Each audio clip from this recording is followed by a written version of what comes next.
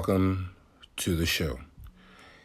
In this Labor Day episode, I want to say a happy Labor Day to my American listeners, one of the biggest holiday weekends of the year as the summer comes to a close and we embark on the new work year.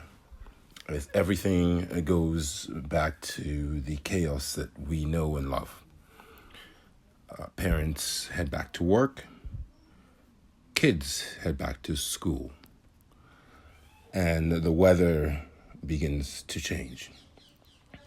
I'd like to preface this by saying that in this episode, you might hear birds chirping, possibly a neighbor's lawnmower, my mother downstairs playing with the grandchildren, one of which is a preteen. Well, she's verging, she's almost 13, and is at that age where you're a know-it-all and very sarcastic.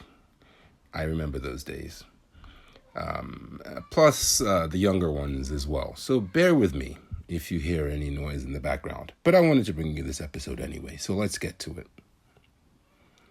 10 accidental inventions that changed the world. Before we begin, I'd like to say a happy Labor Day to you and yours. Hope you're having fun. Hope you're able to see some family and spend time with your loved ones. We will be having a barbecue today. I'm looking forward to it. The course of human evolution has been punctuated by a long succession of chance, discoveries, and accidental inventions. In fact, the experts estimate that between 30 and 50% of all scientific discoveries are in some way accidental. The ability to swiftly recognize the utility in something unexpected is one of the profound things that sets us apart from other animals. Give me a second. I'm doing a video. I'll be with you in 10 minutes. The ability to swiftly recognize... That was my niece, the almost teenager. Let's continue. The ability to swiftly recognize the utility in something unexpected is one of the profound things that sets us apart from other animals. Whether that's a good thing or not remains to be seen. Some serendipitous discoveries have spawned such staggering success that they've become a bit unwieldy. Hello, plastic and antibiotics. But whether banes or boons, the following accidental inventions from the past 2 centuries have changed the world in one way or another. Number 1, matches. Many of us wonder what life was like before electricity or the internet. We shudder to think. But imagine life before matches. We're talking magnifying glasses and flint.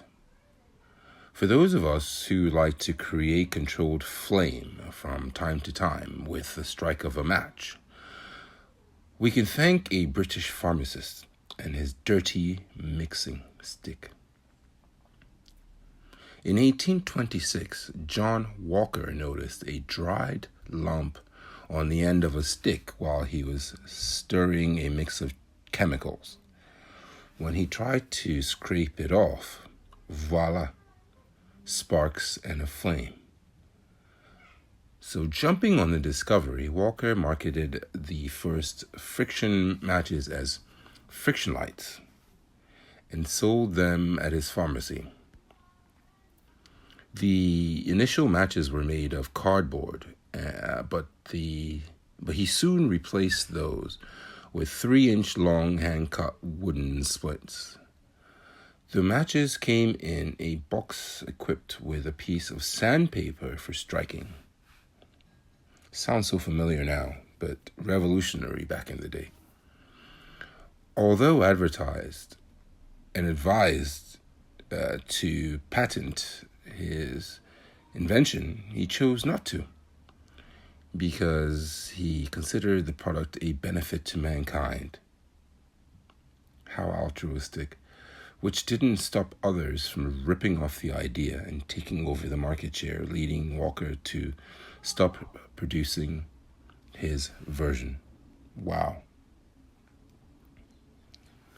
I just can imagine how rich his family would be if they had the patent and could be the only ones who were allowed to produce the product. Matches. Wow. 2. Mauvienne airline, any line of purple dye. So before the 1850s, the general palette of common clothing was decidedly drab. Dyes and paints were made from natural materials. Plants, leaves, roots, minerals, and insects were used to create lovely hues. But most often they were suitable, inconsistent, and impermanent. All this changed in 1856 when 18-year-old chemistry student William Perkins was working to create an artificial quinine or quinine, depending on your pronunciation, to help treat malaria. And instead came up with a muddy coal tar residue. Upon closer inspection, he noticed a stunning color, mauve. And just like that, Perkins had stumbled across the world's first aniline dye, a dye that would consistently produce a vivid and uniform shade that paved the way for synthetic colors as we know them today. The 1980s thanks you, Mr. Perkins. The royal court fell head over heels for mauve, as did all of London and much of the world. But aside from the mauve madness, the first commercial application of a chemistry discovery created a paradigm shift. Organic chemistry became exciting and profitable, and as a result, it enticed many young minds to pursue industrial applications of chemistry, ultimately leading to important advances in medicine, perfume, photography, and explosives. Side note, my sister really loved organic chemistry. Now I see why. God bless her heart. 3. Penicillin. Although antibiotics may get a bum rap for their prevalence and overuse, life before them was fraught with untamable infection and few defensive tools. Penicillin was the first antibiotic, a discovery that happened in 1929 when a young bacteriologist, Sir Alexander Fleming, was tidying up his lab. After having been on vacation, he returned to work and he was to find that a petri dish of Staphylococcus bacteria had been left uncovered. And he noticed that mold on the culture had killed many of the bacteria. He identified the mold as Penicillium notatum, and upon further research found that it could kill other bacteria and could be given to small animals without ill effect. A decade later, Howard Florey and Ernst Chain picked up where Fleming left off and isolated the bacteria-killing substance found in the mold, which we know as penicillin. Mold helping us. You wouldn't think that. The three won the Nobel Prize in Medicine in 1945 for the discovery of penicillin and its curative effect in various infectious diseases. At Wright, a lab worker measures purified penicillin into bottles. In this process, the substance was freeze-dried and the ice evaporated off under vacuum. The powder left behind was what we now know as penicillin. Amazing. Number 4, the microwave oven.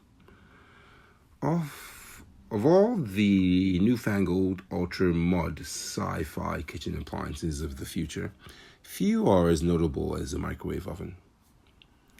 Baking a potato in 8 minutes must have seemed beyond imagination before this.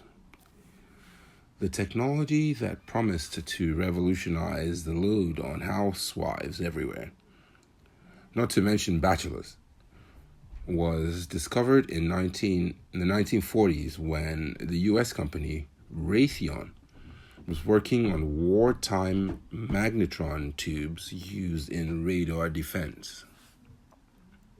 So, Percy Spencer, an engineer at the company, was working on a magnetron when he noticed that a candy bar in his pocket had started to melt due to the microwaves. Eureka! Spencer developed a box for cooking and found that indeed, when food was placed in the box with the microwave energy, it cooked quickly. So Raytheon filed a U.S. patent, they were smart, for the process, and the first microwave oven was placed in a New England restaurant for testing. The first home microwave oven was introduced in 1967 by Amana, a division of Raytheon, to the delight of Jane Jetson wannabes everywhere. Number 5, plastic. Although earlier plastics had relied on organic material, the first fully synthetic plastic was invented in 1907 when Leo Hendrik Baekeland accidentally created Bakelite. His initial quest was to invent a ready replacement for shellac, an expensive product derived from lac beetles. Baekeland combined formaldehyde with phenol, a waste product of coal, and subjected the mixture to heat.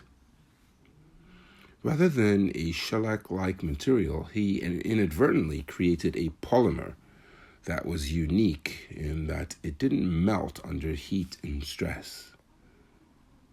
Fascinating.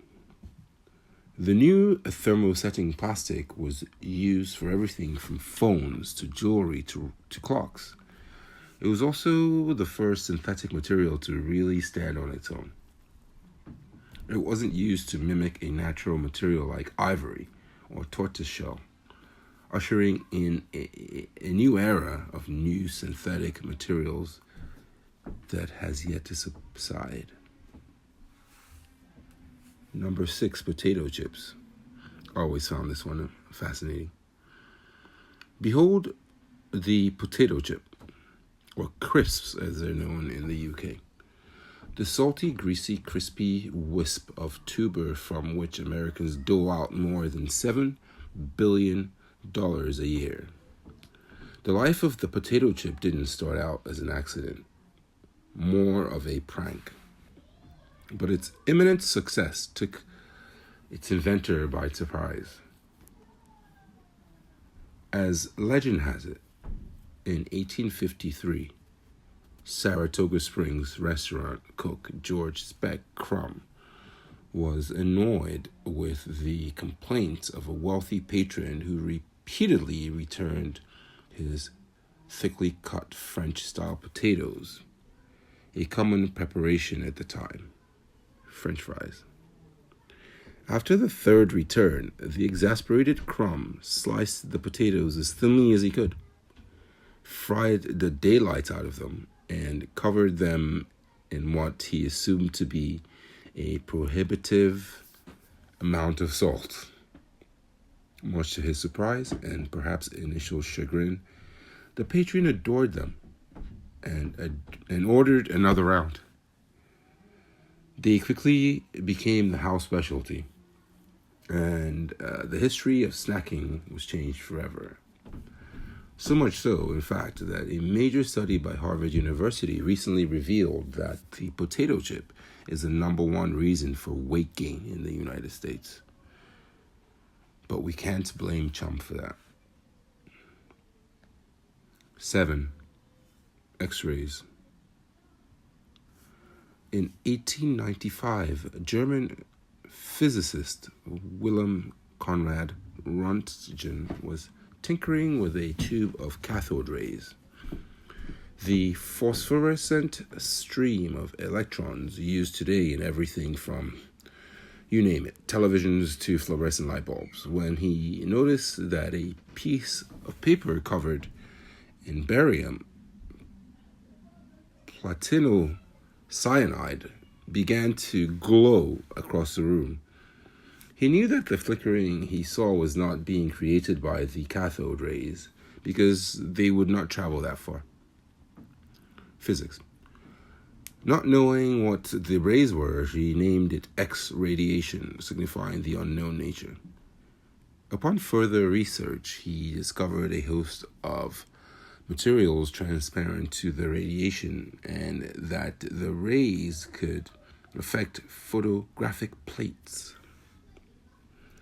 So he took an X-ray photograph of his wife's hand that showed her bones and a ring. The image aroused great interest and ensured his place in history of medicine and science. He was awarded the Nobel Prize in Physics in 1901. Thank God for him. X-rays are amazing. 8. Safety glass. Back in the early days of automobiles, before seatbelts and airbags were part of the package, one of the gravest dangers was injury from shards of shattered windshield glass. We can thank French artist and chemist Edouard Benedictus for chancing upon the invention of laminated glass, also known as safety glass. So while in his lab, a glass flask dropped and broke, but didn't shatter. Benedictus realized that the interior was coated with plastic cellulose nitrate that held the now harmless broken pieces together. He applied for a patent in 1909 with a vision of increasing the safety of cars, but manufacturers rejected the idea to keep costs down. However, the glass became standard for gas mask lenses in World War I. With its success on the battlefield, the automobile industry finally ceded, and by the 1930s, most cars were equipped with glass that didn't splinter into jagged pieces upon impact. God bless them. Number 9, Viagra. Much like the fountain of youth, humans have long sought magic ingredients that promise to boost the libido and enhance sexual function. But the breakthrough that gave us Viagra, sildenafil, didn't occur when researchers were looking for ways to make men manly. Rather, they were testing sildenafil as a cure for hypertension and heart disease. After 2 phases of testing, researchers came to the conclusion that the drug failed to show promising results for the heart. But test subjects noted that, well, you know what part of the body it did wonders for. Bingo. Pfizer patented Viagra in 1996, and it was approved for use in erectile dysfunction by the US FDA in 1998. Sales of Viagra continued to exceed well more than $1 billion per year.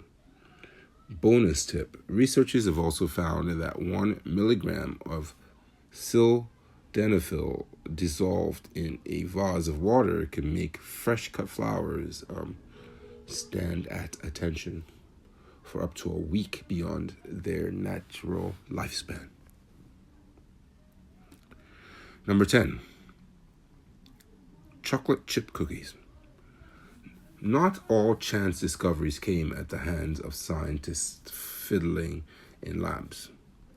Sometimes they happened to cooks twiddling in kitchens, and sometimes in the kitchens of restored toll houses. Case in point, the beloved Toll House cookie. I love them, and everybody does. Ruth Wakefield and her husband owned and operated the Toll House Inn in Massachusetts, where Ruth cooked for guests. According to legend, one day in 1937, while making cookie dough, she realized she was out of melting baker's chocolate and instead used a chocolate bar that she chopped into bits, hoping it would melt as well. It didn't, and thus was born America's favorite cookie. Did the chocolate chip cookie change the world? Probably not, unless you calculate the combined moments of pleasure derived from biting into one fresh from the oven. They've certainly been responsible for changing a lot of moods. My sister and nephew just arrived, and he's now playing a ukulele downstairs. So, I'll leave it at that for this episode. Happy Labor Day to you and yours. Hope you have time to embrace family, nieces, nephews, brothers, and sisters, parents, mom and dad, brothers and sisters, grandparents as well. So, enjoy the end of the summer. Here's to you and yours. Please hit the like button and subscribe. Head over to buymeacoffee.com/Samson King to make a donation. We always appreciate it. And as always, thanks for stopping by, and we'll see you next time.